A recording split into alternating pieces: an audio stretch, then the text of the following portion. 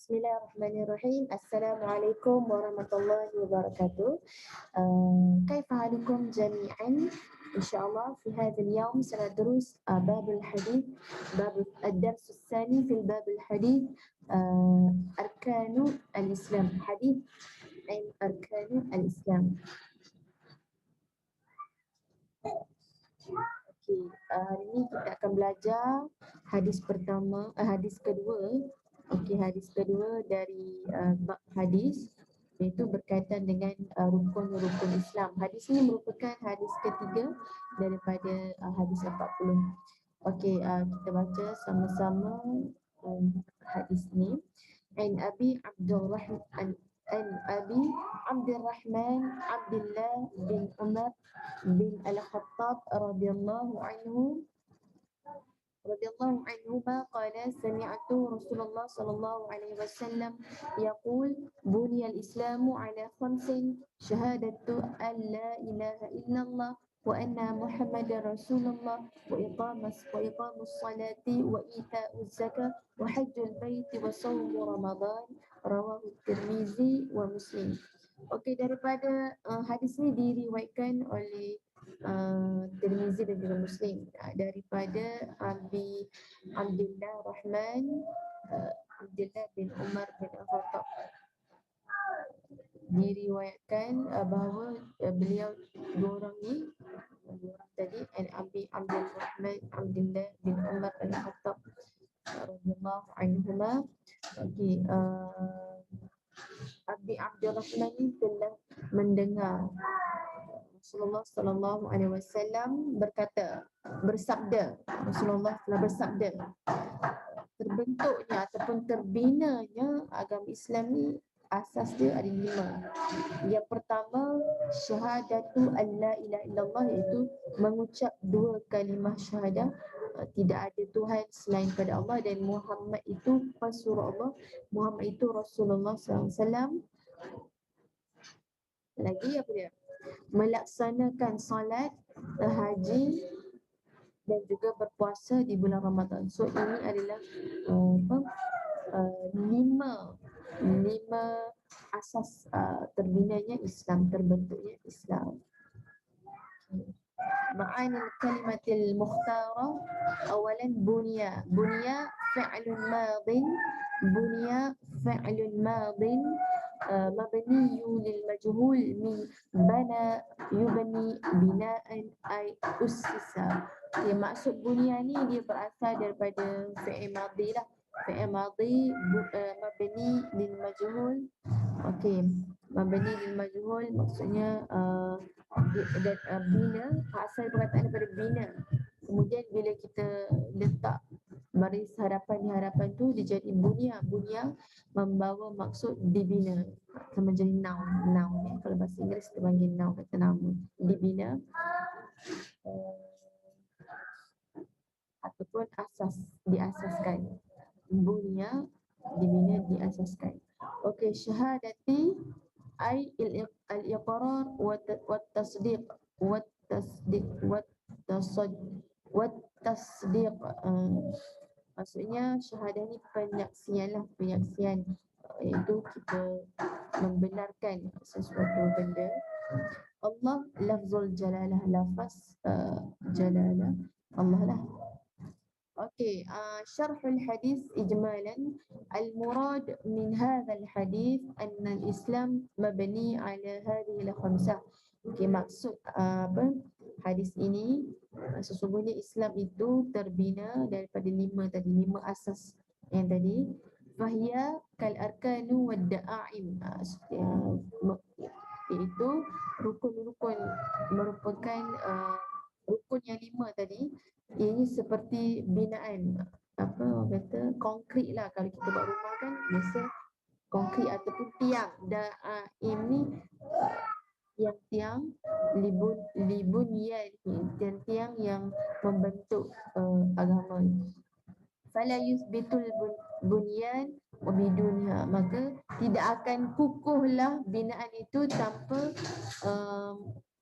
tiang-tiang tadi. Tiang tu merujuk kepada arkan, rukun Islam tu tadi. Wa baqiyati khisalul Islam katatammatul bunyan. Maksudnya, jadi apa yang kita faham di sini,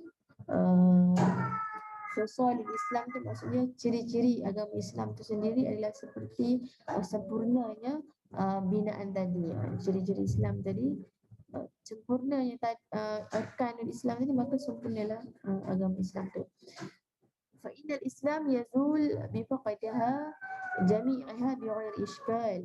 Kata semuanya agama Islam ini yazulu bi faqadiha, sesungguhnya agama Islam tadi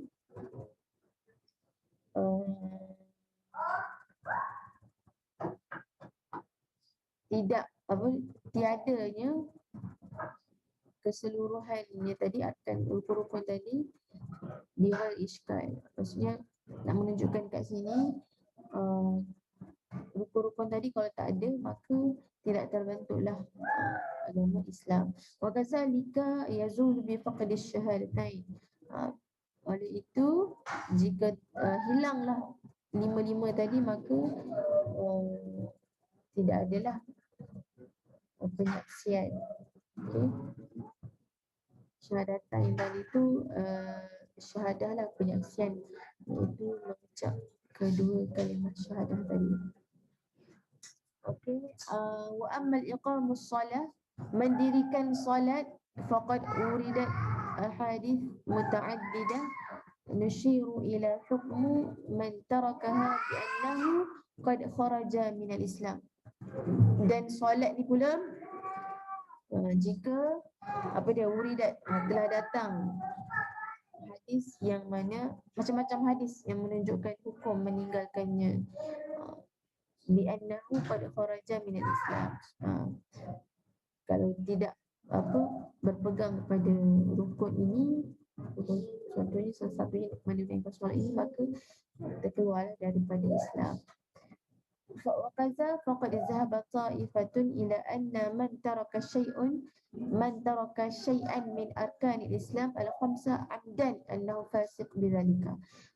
Sesungguhnya ataupun oleh itu sebesar faqad zahaba wa kadzalika, selain daripada itu faqad zahaba ta'ifatan, ada juga pendapat daripada satu puak yang mana mereka berkata sesiapa sahaja yang meninggalkan rukun Islam yang 5 ini secara sengaja, amdan, man taraka syai'an, sesiapa yang meninggalkan min arkan al-Islam, rukun-rukun Islam ini, amdan, secara sengaja, annahu fasiqun bidzalika, sesungguhnya mereka itu adalah fasik, golongan-golongan yang fasik. So apa yang awak perlu faham dalam hadis ni? Hadis ni menunjukkan tentang kepentinganlah rukun Islam tadi. Tadi yang disebut dalam hadis tu adalah rukun Islam lah, arkanu al-Islam, rukun-rukun Islam yang kita tahu ada 5 kan. So sesiapa sahaja yang meninggalkan salah satu ataupun 5 rukun ni, tidak beriman kepada rukun ini, kira lah 5 ataupun salah satu, maka ianya boleh menyebabkan kita terkeluar daripada agama. Dan ada juga pandangan tadi mengatakan kalau tidak berpegang kepada arkanul Islam yang 5 tadi, maka orang itu adalah orang fasik, ya, fasik. Okey, nawaqidul Islam maksudnya perkara yang boleh menyebabkan seseorang tu terkeluar daripada Islam. Yang pertama, asyirku fi ibadatillah, syirik dalam beribadat kepada Allah Subhanahu Wa Taala. Syirik ni seperti mana yang kita tahu, kita mendua, mentiga, memempat. Syiriklah syirik. Kita percaya kuasa lain selain daripada Allah Subhanahu Wa Taala. Kalau dalam point ini, asyirku fil ibadatillah maksudnya dalam menunaikan ibadat kepada Allah tu ada syirik. Contoh, buat kerana orang, buat untuk menunjuk-nunjuk, untuk dipuja-puja. Yang kedua, menja'ala bainihi wa bainallah, menja'ala bainihi wa bainallah wasa'id yad'uhum wa yatawakkal alaihim. Siapa yang menjadikan di antaranya dan di antara Allah itu perantaraan, maksudnya ada perantaraan, dia bertawakal selain daripada Allah, menyebabkan keluarlah daripada Islam. Yang ketiga, man lam yukaffir al-musyrikin, sesiapa yang tidak mengkafirkan oleh orang musyrikin ataupun tidak ada syak kepada kekufuran mereka. Kita tak kafirkan orang musyrik. Orang musyrik ni orang yang menentang agama Allah lah. So kita tak ada perasaan untuk mengkafirkan mereka ataupun kita ada syak kepada mereka ke atas kekafiran mereka. Syak ni maksudnya perasaan kita tak sukalah kepada kekufuran mereka ni, maka kita pun boleh terkeluar daripada agama Islam. Kita seolah-olah macam bersetuju dengan tindakan mereka untuk menentang agama Allah SWT. Yang keempat, man i'taqada anna ghaira hadiyan nabi akmal min hadihi. Maksudnya sesiapa yang beriktikad, yang beriman, yang percaya selain daripada petunjuk daripada Nabi Muhammad SAW. Mereka yang menganggap benda lain, petunjuk-petunjuk lain tu lebih sempurna berbanding dengan petunjuk Nabi. Petunjuk Nabi tu merujuk kepada suruhan yang disampaikan oleh Nabi, maka ialah boleh menyebabkan murtad ataupun keluar daripada agama Islam. Okey, yang seterusnya as-sihru. As-sihru istihlalahu wa ridha bihi. Sihir lah, kita menghalalkan perbuatan sihir dan redha dengannya, maka tak bolehlah, haram Okey, ma yurshidu ilaihi hadis, apakah hikmah ataupun apa yang kita dapat hasil pengajaran daripada hadis ini. Yang pertama, syahadatu an la ilaha illallah wa anna muhammadar rasulullah huwa ruknu al-awwal min arkanil Islam. Bersaksi kan tiada Tuhan selain Allah dan Muhammad itu pesuruh Allah, itu adalah antara rukun yang pertama, yang paling utama di dalam rukun-rukun Islam. Yang kedua, bayan kamalil Islam wa tamamuhu la budda lahu min tilkal umuril khamsah. Maksudnya menjelaskan mengenai kesempurnaan Islam dan kepentingannya, yang mana wajib kepada kita untuk inilah patuhlah kepada perkara-perkara 5 tadi, iaitu rukun Islam. Itu sebab rukun Islam yang 5 tu menunjukkan kepada kita kesempurnaan Islam tu sendiri. Okey, yang ketiga, rabtu al-arkan ba'dhiha ba'dhin. Setiap daripada rukun yang 5 tu dia saling melengkapilah. Kelima-lima tadi tu tidak boleh dipisahkan. Tak boleh rasa saya tak naklah rukun iman yang pertama tu, rukun Islam yang pertama tu saya tak naklah berpegang pada rukun Islam yang kedua, tak boleh. Setiap satu tu saling melengkapilah. Kelima-limanya tu saling berkaitan antara satu sama lain.